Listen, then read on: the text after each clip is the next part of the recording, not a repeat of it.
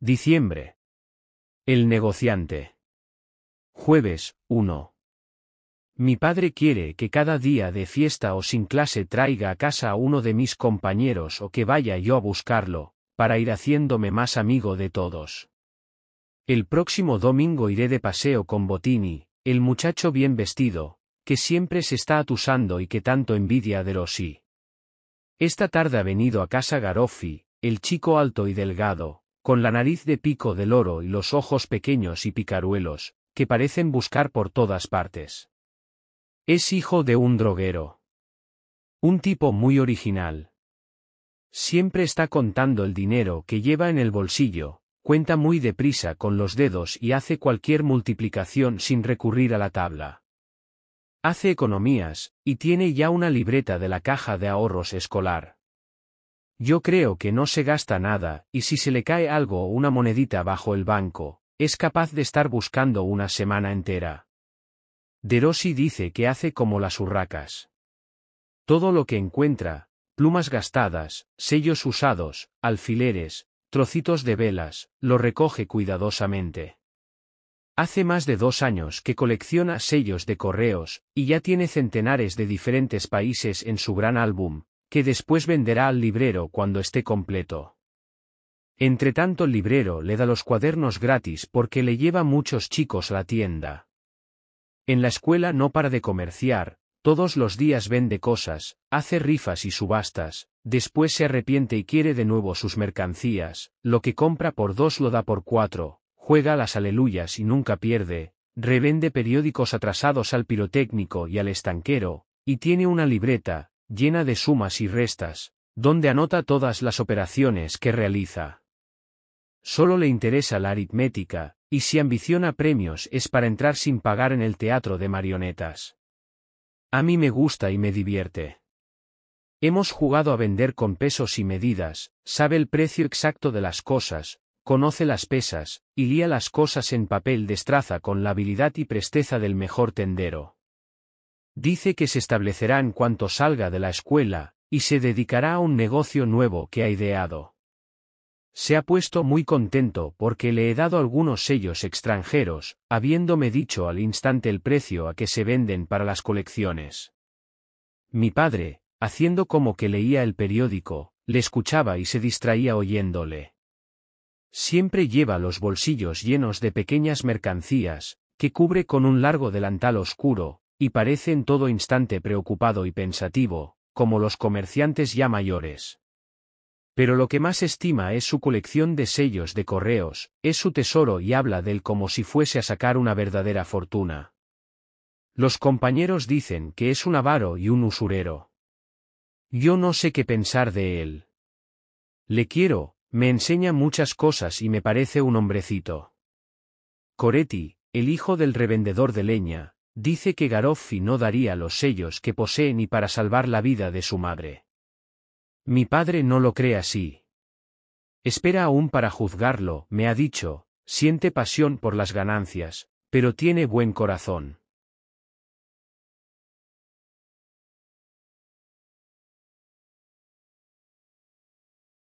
Vanidad. Lunes, 5. Ayer fui a pasear por la ronda de Rivoli con Bottini y su padre.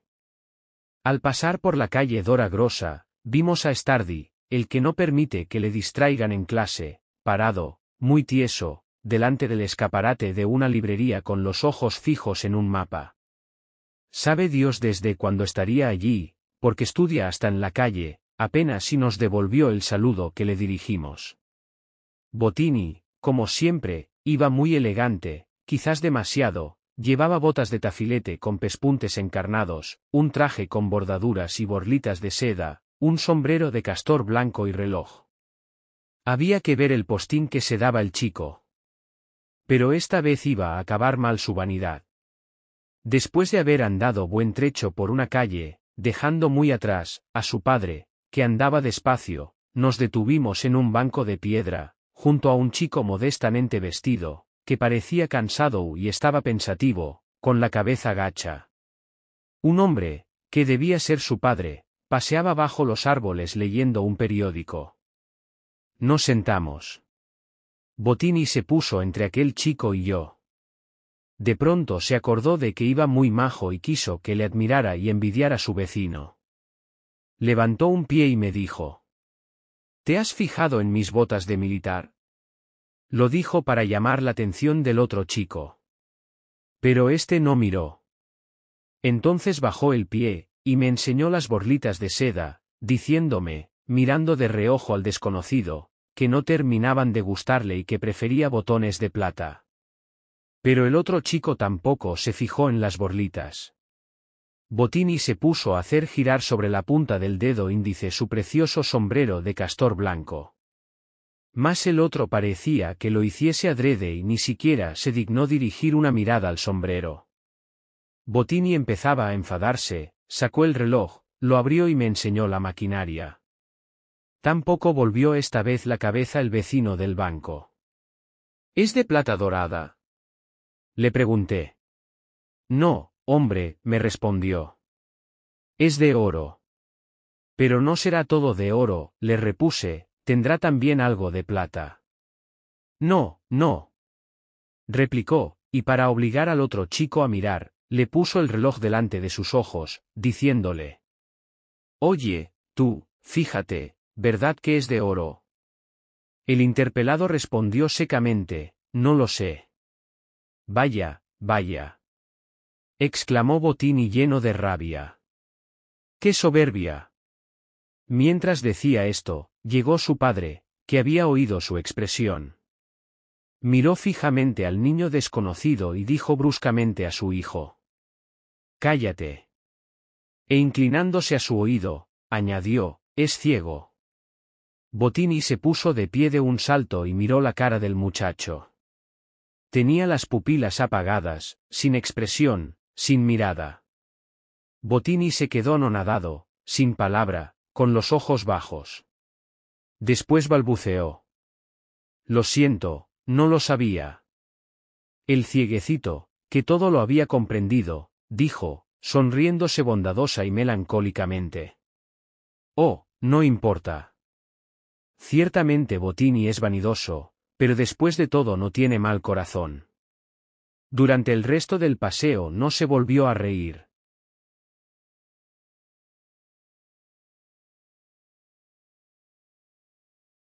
La primera nevada del año. Sábado, 10. Adiós, paseos por Rivoli. Ha llegado la hermosa amiga de los chicos. Ya ha caído la primera nevada. Desde ayer tarde, a última hora, no han cesado de caer copos a granel, tan gruesos como flores de jazmín. Esta mañana daba gusto, cuando estábamos en clase, verlos pegar en los cristales y amontonarse en los repechos. También contemplaba el maestro el espectáculo y se frotaba las manos. Todos estábamos contentos pensando hacer bolas y deslizarnos por el hielo, para luego tener el placer de calentarnos junto a la lumbre en casa. Únicamente no se distraía Stardi, completamente absorto en la lección y sosteniéndose las sienes con los puños. ¡Qué preciosidad! ¡Cuánta alegría hubo a la salida! Todos empezamos a correr y saltar por las calles, gritando, gesticulando, cogiendo bolas de nieve y hundiéndonos en ella como perritos en el agua. Los padres que esperaban fuera tenían los paraguas blancos, los guardias municipales también estaban cubiertos de nieve, y blancas se pusieron enseguida nuestras bolsas y carteras. Todos parecían fuera de sí por la alegría, incluso Precosí, el hijo del herrero, el paliducho, que nunca se ríe, y Robetti el que salvó al niño del ómnibus, que saltaba con sus muletas. El calabrés, que nunca había tocado la nieve, hizo una pelota y empezó a comérsela como si fuera un melocotón. Crossi, el hijo de la verdulera, se llenó de nieve la bolsa, y el albañilito nos hizo reír cuando mi padre le invitó a que fuese mañana a nuestra casa. Tenía la boca llena de nieve, y, no sabiendo si escupirla o tragarla, se quedó pasmado sin responder nada.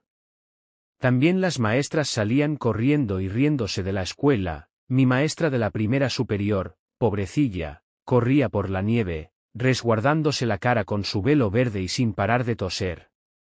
Entretanto centenares de muchachas de la escuela vecina pasaban como chillando y pisando la blanca alfombra, los maestros, los bedeles y los guardias gritaban. A casa, tragando copos de nieve y blanqueándose los bigotes y la barba. Pero también se reían de la turba de chiquillos que festejaban el invierno. Mucho festejáis la venida del tiempo invernal. Pero hay chicos que carecen de abrigo, de calzado y no tienen lumbre para calentarse. Hay millares que bajan al poblado, tras largo camino, llevando en sus manos ateridas de frío una poca de leña para calentar la escuela. Hay centenares de escuelas rurales casi sepultadas en la nieve, tan desnudas y lóbregas como cavernas, donde los chicos se ahogan por el humo o dan diente con diente por el frío, mirando con terror los blancos copos que caen sin cesar, que se amontonan sin descanso sobre sus lejanas cabañas, amenazadas por los aludes. Mientras vosotros festejáis el invierno, pensad en las miles de criaturas a quienes esta estación les trae miseria y les produce la muerte. Tu padre.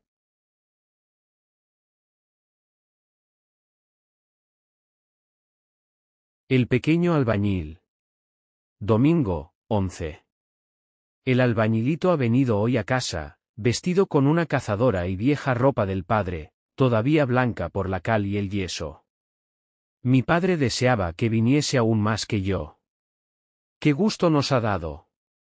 Al entrar se ha quitado el viejísimo sombrero, cubierto de nieve, y se lo ha metido en el bolsillo, después ha venido hacia mí con su andar descuidado de trabajador cansado, volviendo a una y otra parte su cabeza redonda como una manzana y con su nariz achatada. En el comedor, después de echar una mirada a los muebles, se ha detenido mirando un cuadrito que representa a Rigoletto, un bufón jorobado, y le ha puesto la cara con su acostumbrado hocico de liebre. Es imposible no reírse al verle hacer esa mueca. Luego nos hemos puesto a jugar con palitos.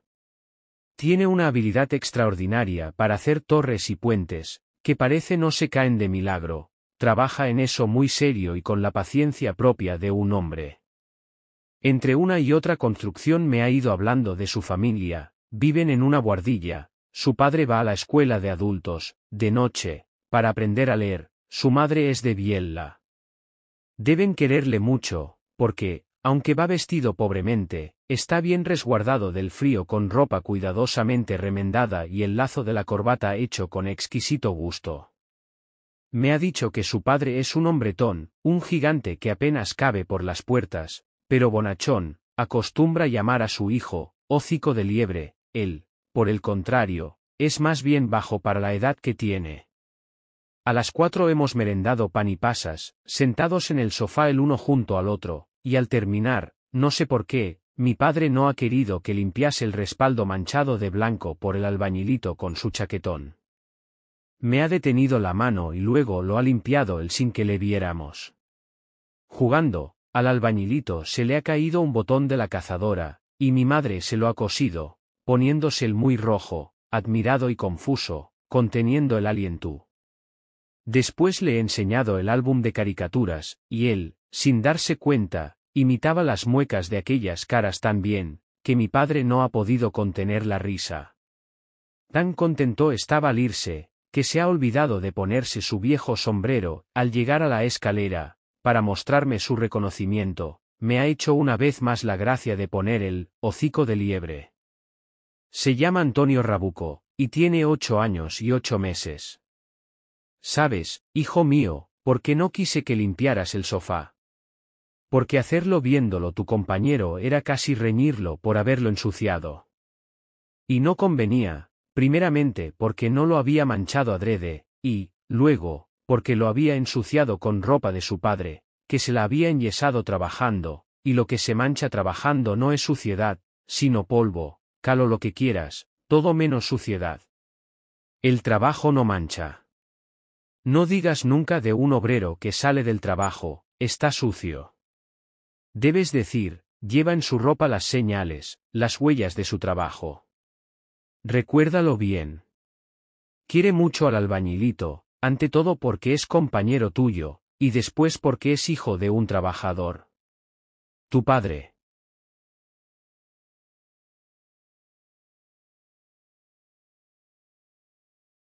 La bola de nieve. Viernes, 16. Continúa nevando sin cesar. Esta mañana, a causa de la nieve, ha ocurrido un serio percance cuando salíamos de la escuela.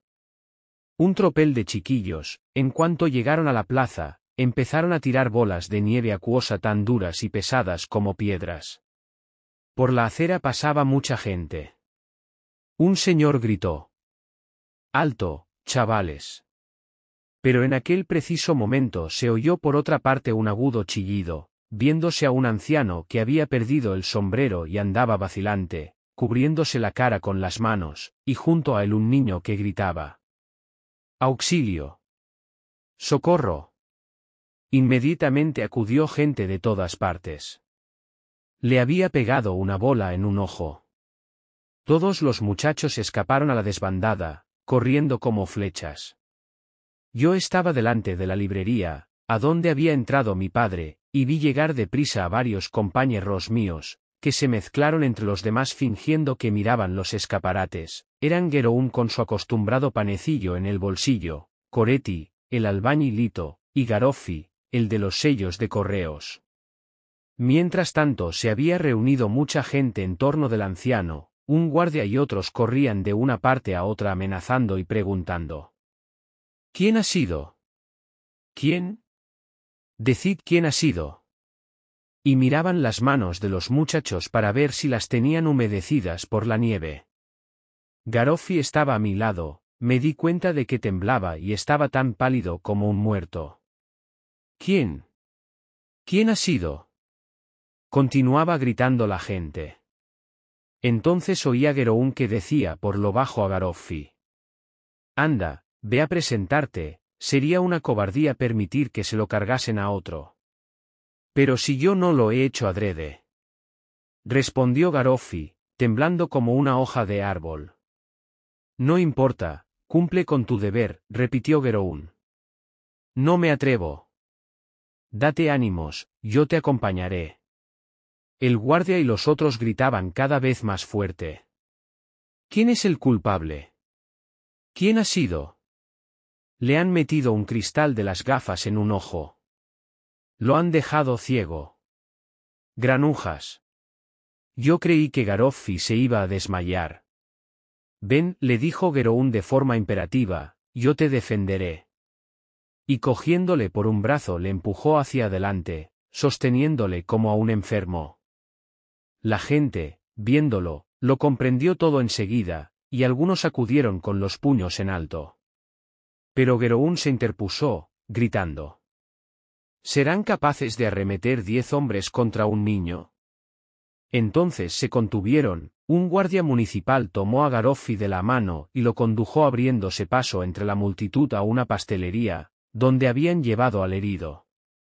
Al verlo, reconocí de inmediato al viejo empleado que vive con su sobrinillo en el cuarto piso de nuestra casa. Lo habían recostado en una silla, poniéndole un pañuelo sobre los ojos. «No lo he hecho adrede, ha sido sin querer», decía, sollozando, Garoffi, medio muerto de miedo. «Ha sido sin querer». 2 o 3 irrumpieron con violencia en la tienda y lo tiraron al suelo, gritando: «Baja esa cabeza y pide perdón». Pero de pronto 2 vigorosos brazos le pusieron de pie, oyéndose una voz resuelta que dijo: «Y no, señores». Era nuestro director que lo había presenciado todo. «Puesto que ha tenido el valor de presentarse», añadió, «nadie tiene derecho a maltratarlo». Todos guardaron silencio. «Pide perdón», le dijo el director. Garoffi, llorando a lágrima viva, abrazó las rodillas del anciano, y éste buscando con la mano la cabeza del niño, le acarició el pelo. «Ea, muchacho, vete a casa. Mi padre me sacó de allí y por el camino me dijo: Enrique, en un caso análogo, ¿habrías tenido el valor de cumplir con tu deber e ir a confesar tu culpa?». Yo le respondí que sí. Él me replicó: «Dame tu palabra de honor de que así lo harías». «Te doy mi palabra, padre».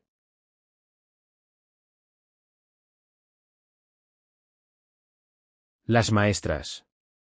Sábado, 17.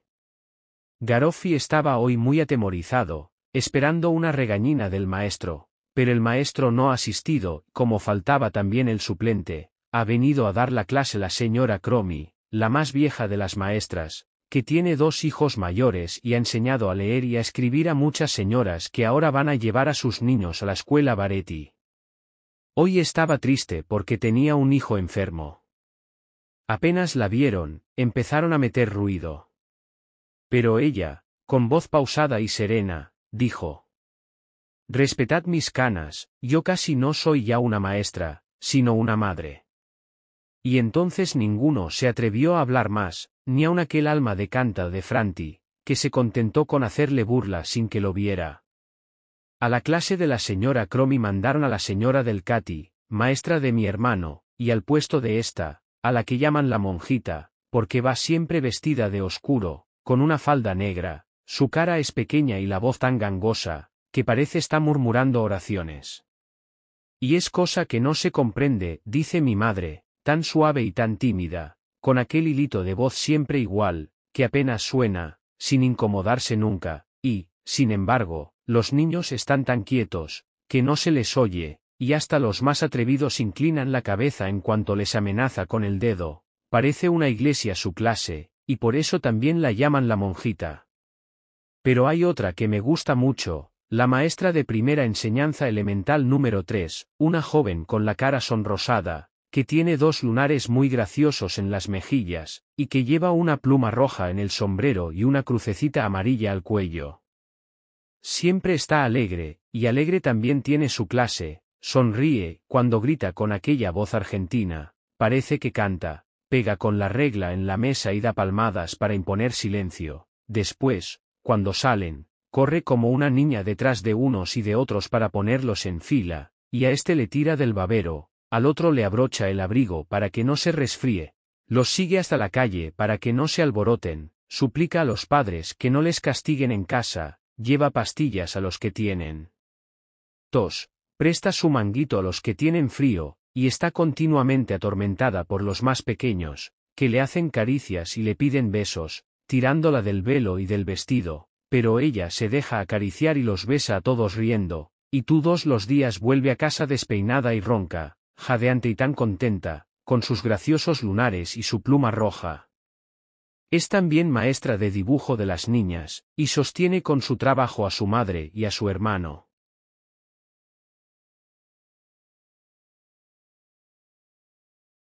En casa del chico herido. Domingo, 18. El sobrinillo del anciano empleado que resultó herido en un ojo por la bola de nieve que lanzara Garoffi está con la maestra de la pluma roja, lo hemos visto hoy en casa de su tío, que lo tiene como a un hijo. Yo había terminado de escribir el cuento mensual para la próxima semana, titulado El pequeño escribiente florentino, que me había dado el maestro a copiar, cuando me ha dicho mi padre: «Vamos a subir al 4º piso para ver cómo tiene el ojo aquel señor». Hemos entrado en una habitación casi oscura, donde estaba acomodado el viejo, sentado en la cama, teniendo varios almohadones por detrás. A la cabecera se hallaba su mujer, y el sobrinillo se encontraba a un lado, entreteniéndose con unos juguetes. El viejo tenía un ojo vendado. Se ha alegrado mucho al ver a mi padre, le ha hecho sentarse y le ha dicho que se encuentra mejor, que no perderá el ojo y que le había asegurado el médico que dentro de unos días estará curado del todo. Fue una desgracia, añadió. Siento el susto que debió llevarse aquel chiquito. Después nos ha hablado del médico, que debía venir a esa hora. En ese preciso momento suena el timbre. Debe ser el médico, dijo el ama. Se abre la puerta, y, ¿qué veo? Al mismísimo Garoffi, con su capote largo, la cabeza gacha y sin atreverse a entrar. ¿Quién es?, pregunta el enfermo. El chico que tiró la bola de nieve, dice mi padre. El viejo exclama entonces: «Pobre criatura. Ven aquí. Has venido a preguntar cómo estoy, ¿verdad? Pues estate tranquilo, que me encuentro mucho mejor y casi curado. Acércate». Garoffi, cada vez más confuso, se aproxima a la cama, esforzándose por no llorar, el viejo le acaricia, pero sin poder hablar. Gracias, le dice al fin el anciano, puedes decir a tu padre y a tu madre que todo va bien y que no tienen que preocuparse. Pero Garoffi no se mueve, pareciendo querer decir algo, a lo que no se atreve. ¿Tienes algo que decirme? Yo, nada. Está bien, chiquito. Puedes irte en paz. Garoffi se ha ido hasta la puerta, allí se ha detenido y luego se ha acercado donde está el sobrinillo, que le ha seguido y mirado con curiosidad. De pronto se saca algo de debajo del capote y se lo ofrece al pequeño, diciéndole: «Esto para ti». El niño enseña el regalo a sus tíos y todos nosotros quedamos asombrados. Es el famoso álbum, con su colección de sellos, lo que el pobre Garoffi acaba de dejar, el tesoro sobre el que tantas esperanzas tenía fundadas y que tanto esfuerzo le ha costado conseguir. Pobre muchacho. Ha regalado la mitad de su propia vida a cambio del perdón.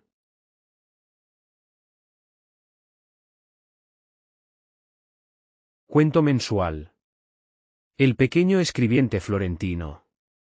Estaba en la 4ª clase. Era un apuesto florentino de 12 años, de cabellos negros y tez blanca, hijo mayor de un empleado de ferrocarriles que, por tener mucha familia y poco sueldo, vivía con suma estrechez. Su padre le quería mucho y se le mostraba bondadoso e indulgente en todo, menos en lo tocante a la escuela. En esto era muy exigente y severo, porque el chico debía estar pronto preparado para obtener un empleo con que ayudar al sostenimiento de la familia. Y ya se sabe que para conseguir pronto alguna colocación hay que trabajar mucho en poco tiempo. Aunque el chico era estudioso, el padre le incitaba siempre más y más a estudiar. El hombre era de bastante edad, pero el excesivo trabajo le había envejecido prematuramente. Con todo, para proveer a las necesidades de la familia, además del trabajo que le requería su empleo, todavía se procuraba de un lado y de otro trabajos extraordinarios de copista, pasando sin descansar en su mesa buena parte de la noche. Últimamente había recibido de una editorial, que publicaba libros y periódicos, el encargo de escribir en las fajas los nombres y dirección de los abonados, ganando 3 liras por cada 500 de aquellas tiras de papel escritas con caracteres grandes y regulares. La pesada tarea le cansaba y con frecuencia se lamentaba de ello con la familia a la hora de comer.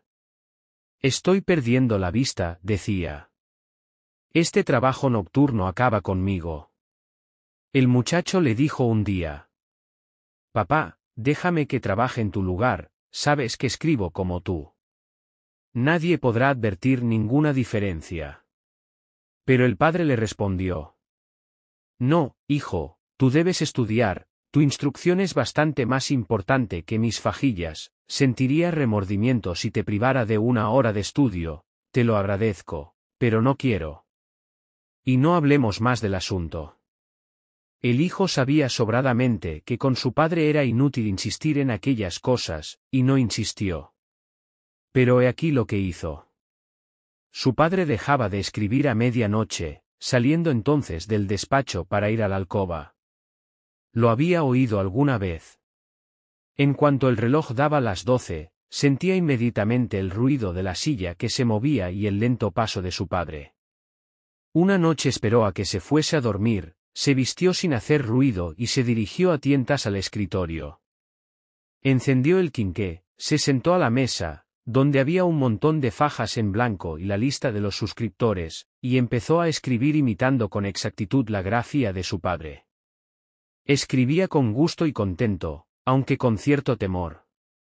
Las fajas escritas iban amontonándose y de vez en cuando dejaba la pluma para frotarse las manos, luego volvía a empezar con más denuedo, atento el oído y sonriente. Escribió 170 direcciones, que importaban 1 lira. Entonces se detuvo, dejó la pluma donde estaba antes, apagó la luz y se fue de puntillas a la cama. Aquel día su padre se sentó a la mesa con mejor humor. No había advertido nada. Realizaba aquel trabajo mecánicamente, teniendo en cuenta el tiempo empleado, sin pensar en más, y no contaba las fajillas escritas hasta el día siguiente. Tomó asiento de buen humor y golpeando ligeramente el hombro de su hijo, le dijo: Julio, tu padre es mejor trabajador de lo que puedes figurarte. En 2 horas hice anoche 1/3 más de lo que acostumbraba. Aún está ágil mi mano, y los ojos saben resistir la fatiga. Julio, contento, pero callado, decía entre sí: pobre padre. Además de la ganancia, le he proporcionado también la satisfacción de creerse rejuvenecido. Alentado por el éxito obtenido, la noche siguiente, en cuanto dieron las 12, se levantó otra vez y empezó a trabajar. Así continuó haciendo varias noches. Su padre no se daba cuenta de tal cosa. Solamente una vez, cuando estaban cenando, hizo la siguiente observación: no sé, pero de algún tiempo a esta parte venimos gastando más petróleo de lo acostumbrado. Debe ser de peor calidad. Julio tuvo un sobresalto, mas la cosa no pasó de allí. Lo que ocurrió fue que por levantarse a hora tan intempestiva, Julio no descansaba lo suficiente, y por la noche, al hacer los deberes de la escuela, le costaba trabajo tener los ojos abiertos. Una noche, por primera vez en su vida, se quedó dormido sobre el cuaderno. Julito, espabilate, le dijo su padre al tiempo que le daba unas palmaditas, y haz tu deber. El chico se despertó y reanudó su tarea. Pero a la noche siguiente durante algunos días continuaba ocurriendo lo mismo y aún peor: daba cabezadas sobre los libros, se levantaba más tarde de lo acostumbrado, estudiaba las lecciones con dejadez, pareciendo que le disgustaba el quehacer escolar. Su padre empezó a observarlo, luego, a preocuparse y al fin tuvo que reprenderlo. Nunca lo hubiera hecho. Julio, le dijo cierta mañana, me estás decepcionando, no eres el mismo de antes, y eso no me gusta nada. Ten en cuenta que todas las esperanzas de la familia están puestas en ti. Estoy muy disgustado, ¿comprendes? Ante tal reprimenda, la primera verdaderamente severa que había recibido, el muchacho se turbó. Sí, es verdad, dijo para sí, no puedo continuar de este modo, es preciso que termine el engaño. Pero aquel día, por la noche, estando todos a la mesa, dijo el padre y con alegría: este mes he ganado 32 liras más que el pasado con las fajillas.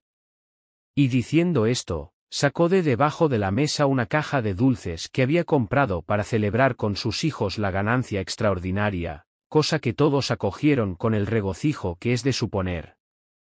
Julio cobró ánimo y dijo para sí: no, querido padre, seguiré engañándote, haré mayores esfuerzos para estudiar durante el día y no dejaré de continuar trabajando de noche por ti y por los demás. El padre añadió: 32 liras más. Estoy contento. Pero ese, y señaló a Julio, me causa no pocos disgustos. El aludido recibió el chaparrón en silencio, conteniendo 2 lágrimas que querían salir, pero sintiendo al mismo tiempo cierta satisfacción. Y continuó escribiendo fajillas con ahínco. Sin embargo, acumulándose el cansancio, le resultaba cada vez más difícil resistir. La cosa duraba ya 2 meses. El padre continuaba reprendiendo al buen muchacho, mirándole con creciente enojo.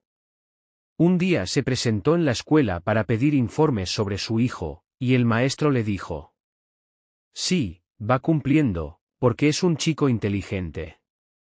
Pero no tiene la misma aplicación de antes. Se duerme, bosteza y está distraído. Hace redacciones cortas, pudiéndose comprobar que escribe deprisa y con mala caligrafía.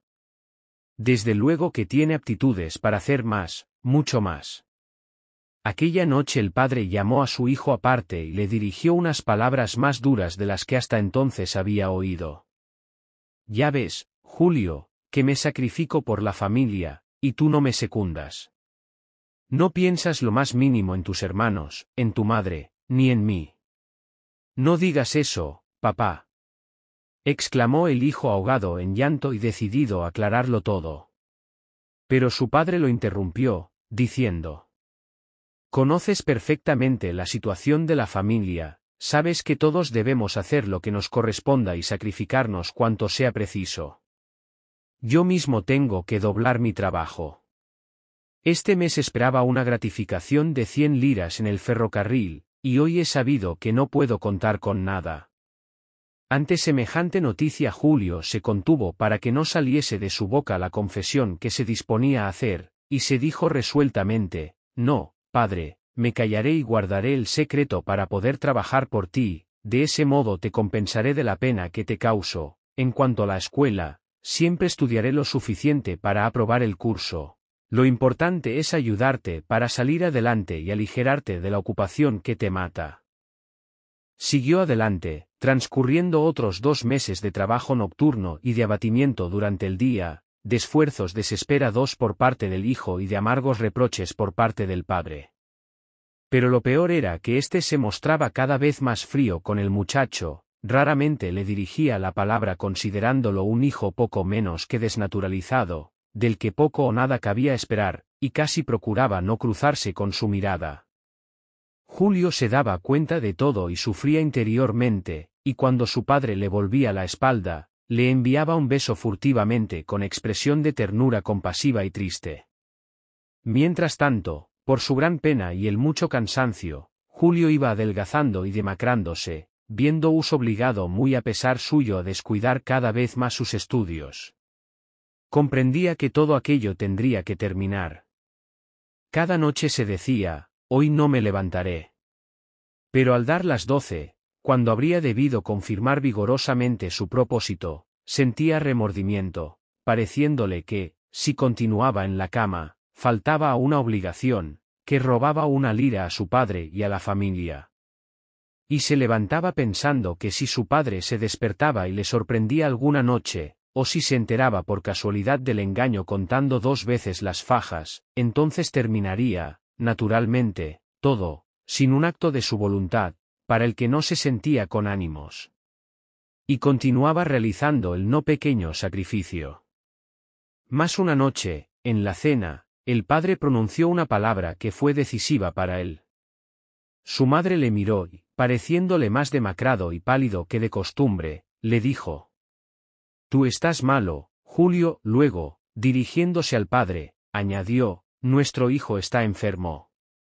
¿No adviertes su palidez? ¿Qué te pasa, Julito mío?». El padre le miró de reojo y dijo: «La mala conciencia hace que tenga también mala salud. No estaba así cuando era un chico muy estudioso y un hijo cariñoso. Pero está malo», replicó la madre. «No me importa», replicó el padre. Aquella palabra fue como una puñalada en el corazón del infeliz muchacho. Ah. No le importaba ya su salud a su padre, que antes temblaba con solo oírle toser. Así, pues, no lo quería, había muerto en el corazón de su padre.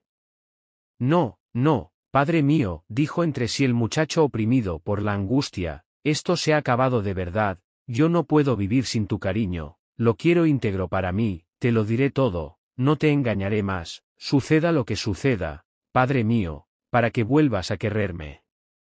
Esta vez estoy del todo decidido». No obstante, todavía se levantó aquella noche, más por costumbre que por otra causa, y cuando se levantó quiso ir a visitar, a volver a ver unos minutos, en el silencio de la noche, por última vez, la pequeña habitación donde tanto había trabajado secretamente, lleno de satisfacción y de ternura. Y cuando volvió a encontrarse en la mesa, habiendo encendido el quinqué, viendo las fajas en blanco que ya no llenaría escribiendo unos nombres de ciudades y de personas que ya se sabía de memoria, le invadió una gran tristeza, y tomó con decisión la pluma para reanudar su acostumbrado trabajo. Mas, al extender la mano, tropezó con un libro que se cayó al suelo. Le dio un vuelco el corazón. Si su padre se despertaba.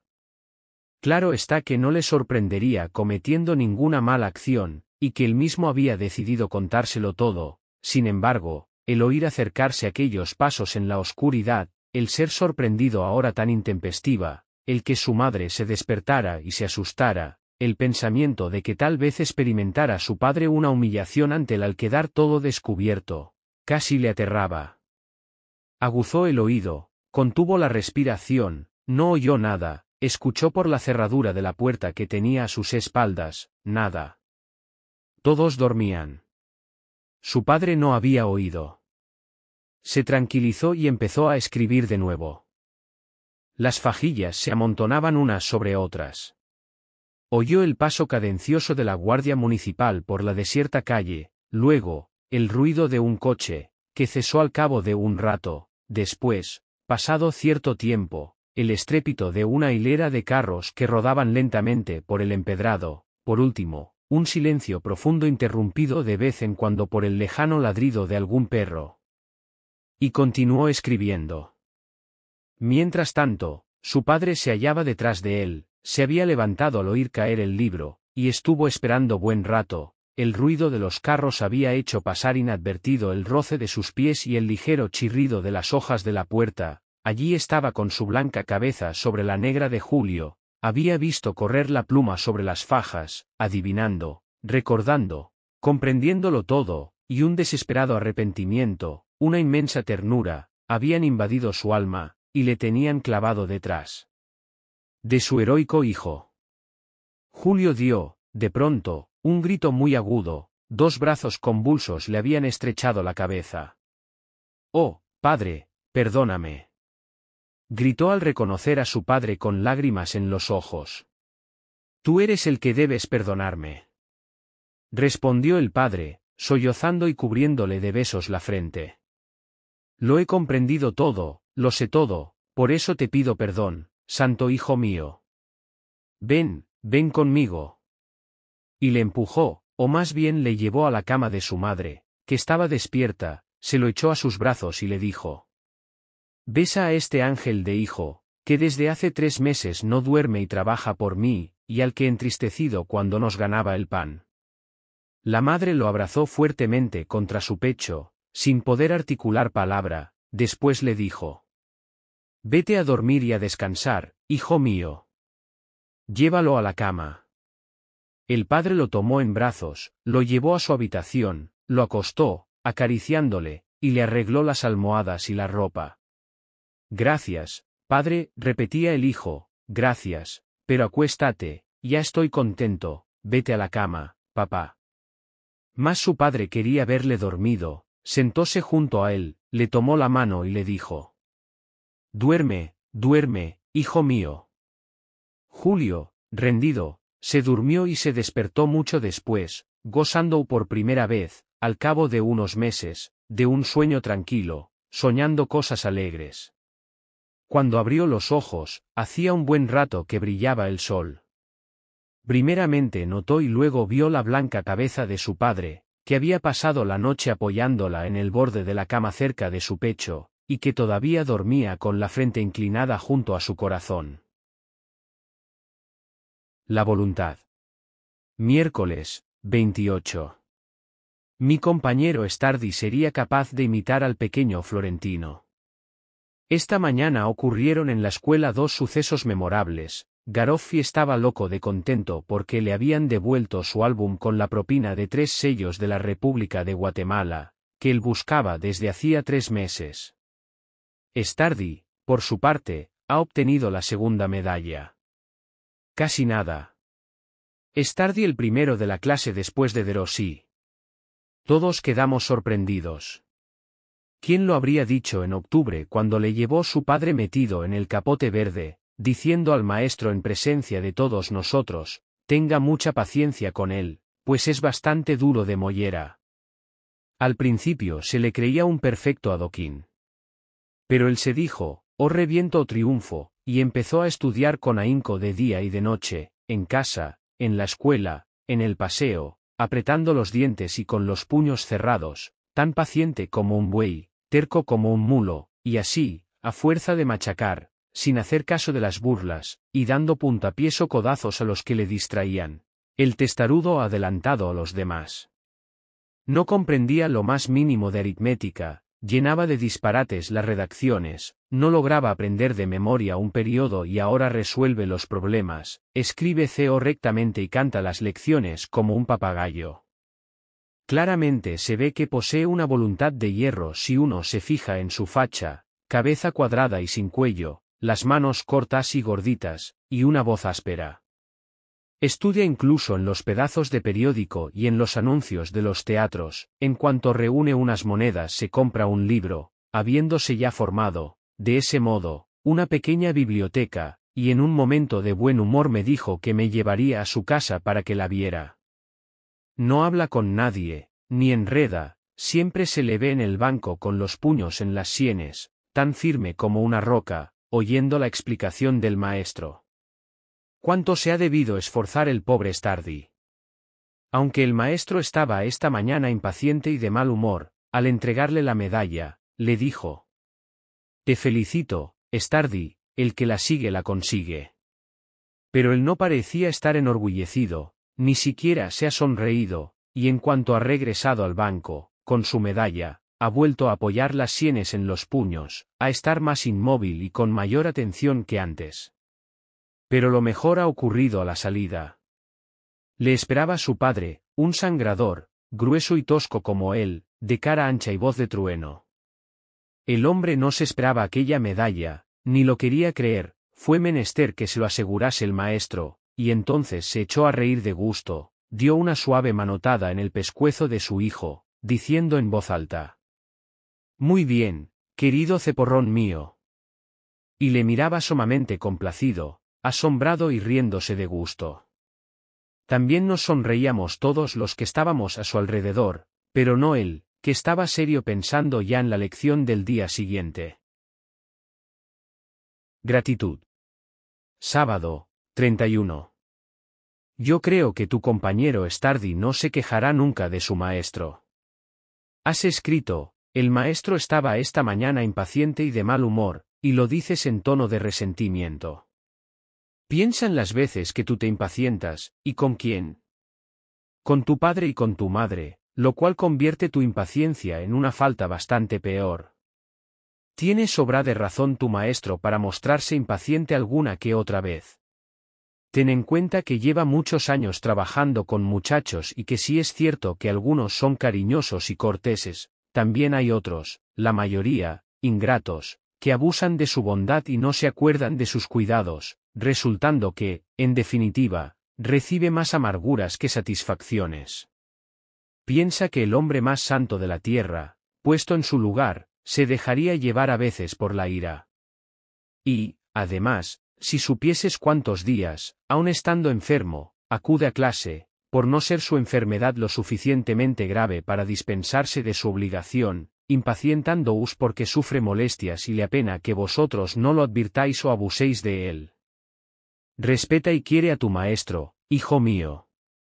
Quiérele porque tu padre lo quiere y lo respeta, porque dedica su vida al bien de muchos chicos que luego no se acordarán de él, porque despierta e ilumina tu inteligencia y te educa el corazón, porque un día, cuando seas hombre y ya no estemos en el mundo ni él ni yo, su imagen se presentará con frecuencia en tu recuerdo al lado de la mía, y entonces, ciertas expresiones de dolor y de cansancio en su rostro de hombre apacible y honrado, en las que ahora no reparas, las recordarás y te causarán pena, aun pasados 30 años, y te avergonzarás, sentirás tristeza por no haberle querido como se merecía y por haberte portado mal con él.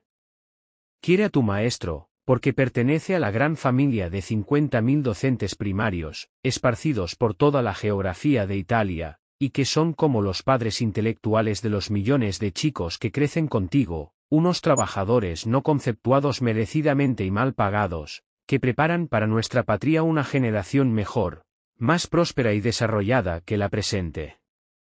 No me satisfará el cariño que me tienes si no lo profesas también a todos los que te hacen algún bien, y entre ellos ha de ocupar el primer lugar tu maestro, después de tus padres. Quiérele como querrías a un hermano mío, quiérele cuando te complace y cuando te regaña, cuando a tu parecer, obra con justicia y cuando creas que es injusto, quiérele cuando se muestre afable y de buen humor, pero más todavía cuando lo veas triste. Quiérele siempre. Pronuncia en todo momento con respeto el nombre de maestro que, después del de padre, es el más noble y dulce que un hombre puede dar a otro. Tu padre.